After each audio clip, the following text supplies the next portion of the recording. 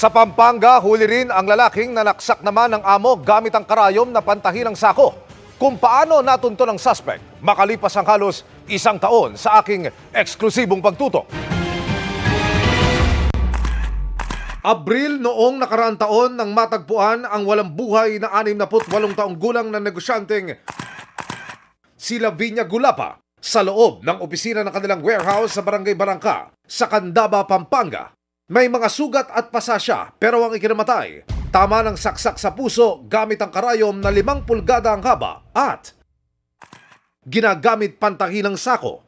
Mabilis noong tumakas ang suspect na nahuli kampa.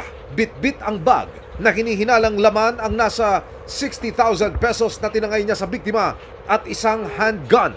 Makalipas ang halos isang taon. Alert, safety, then yung target house natin.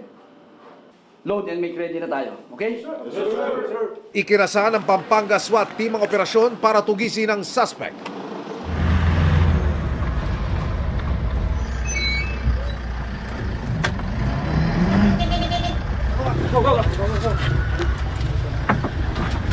Sa isang gusali sa bayan ng San Fernando,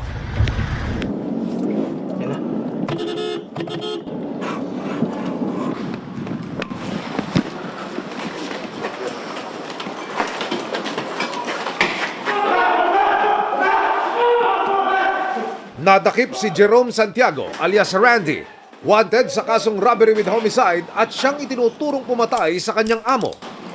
May sign of strangulation na binigti. And then nawawala po yung ang pera amounting to 60,000 and pati po yung 45 caliber 45 na nakapangalan po kay Mr. Gulapa. Mayroon po siyang malalim na saksak sa puso, 2. Yung pangtahi ng sako, yun po yung ginawa niyang sandata. Bago madakip ang suspect, nasundan muna siya sa iba't ibang lugar bago natunton sa area na ito ng San Fernando. Palipat-lipat po ito. Palipat-lipat po ng lugar. Allegedly, meron po sa Batangas, Laguna. Nakausap ng GMA Integrated News ang suspect. Pasensya na po, hindi ko po ginusto yung nangyari. Hindi ko po talaga, nabigla lang po ako. Hindi ko po talaga gusto yung nangyari. Ang aking pamilya, lalo na po ako, ay tuwang-tuwa sa pagkakadakip po ni Jerome sa pagkakasala niya po sa aking ina.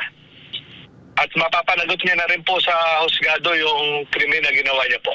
Para sa GMA Integrated News, Emilio Sumangil, Nakatutok, 24 Oras.